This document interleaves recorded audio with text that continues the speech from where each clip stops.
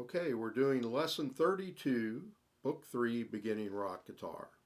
And I'm just going to play through the riff. It's called Rockabilly Bends. We just introduced bending in the last lesson, and I gave you some good exercises, and we were pushing the bends. Here we're pulling, which is actually a little easier to do. But this is very articulated bends, very precise. And I'm just going to play through it twice, and you can play along if you want to go along with me. All right, ready, go, and.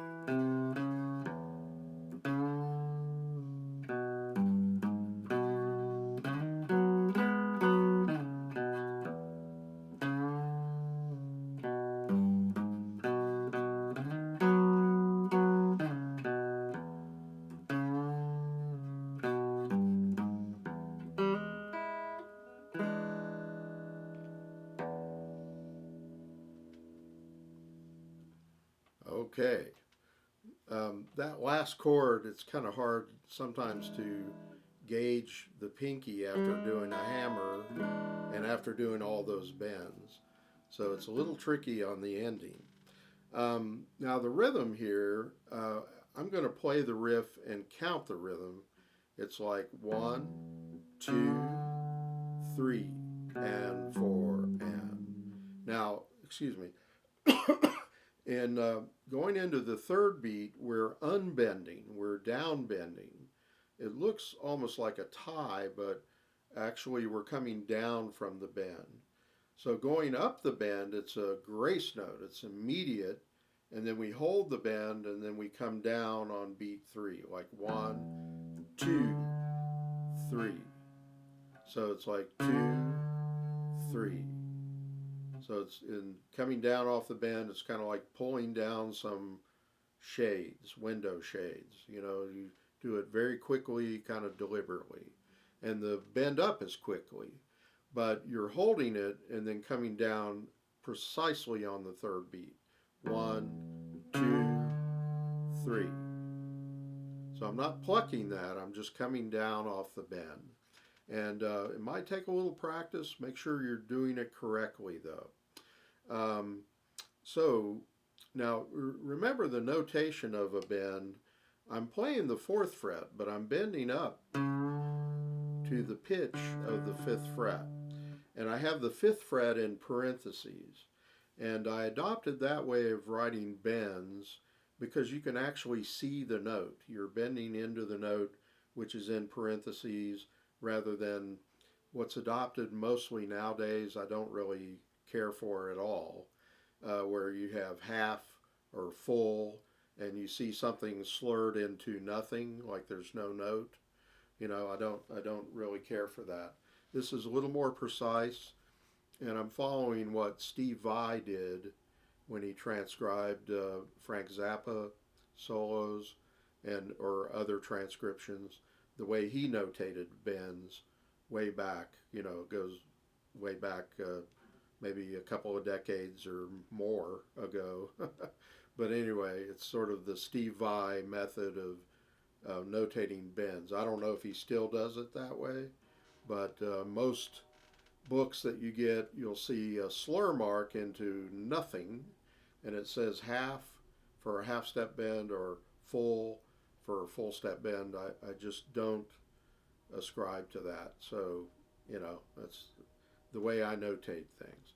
All right. So, anyway, so that's the basic riff. It's 1, 2, 3. and 4 and 1, 2, 3 and 4 and. Now when you get to the second line, the let's see, 1, 2, 4, 5, sixth measure, you've got some double stops, and you're doing some grace note slides. So that's a slide. So there's no parentheses, so you know it's a slide. Plus, there's a straight line. So, and you're doing these double stops, which really sound cool. I'm sort of doing them in the style of Beatle George Harrison, and the way he did them often. And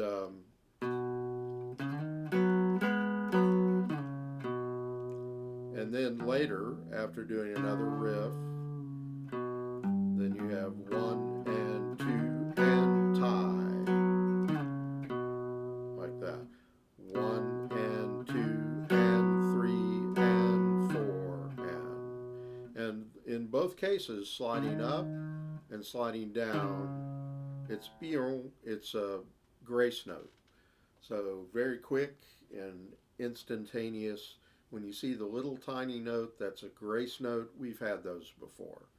And you're going to see them more and more with bends and with slides of all types in rock guitar, especially lead guitar.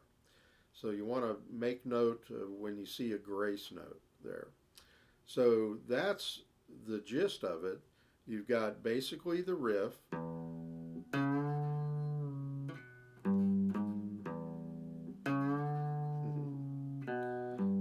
And it goes through some chord changes where you're moving it across the street.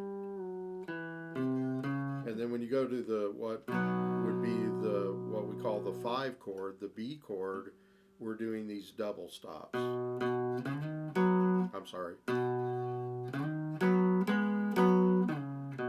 And then later we do.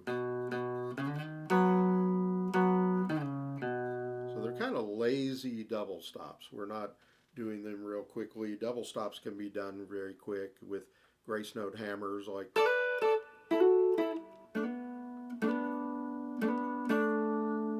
That's an old R&B thing.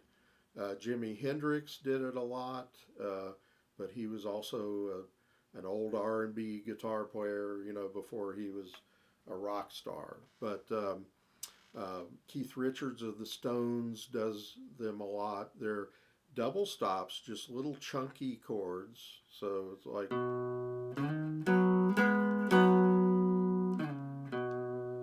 And I say, you know, I'm kind of doing them like George Harrison. If you ever heard the song Blue Jay Away, he does kind of in the bass strings, he does those kind of lazy double stops, and they're really cool sounding. So, and then at the end, after you do the last riff, which I almost missed it, I kind of didn't do it very well, but you got a grace note hammer, hit the first string open, and then you want to make a sort of an abbreviated E7th chord. So we're not playing the 5th string, we're muting it with the side of the 2nd finger.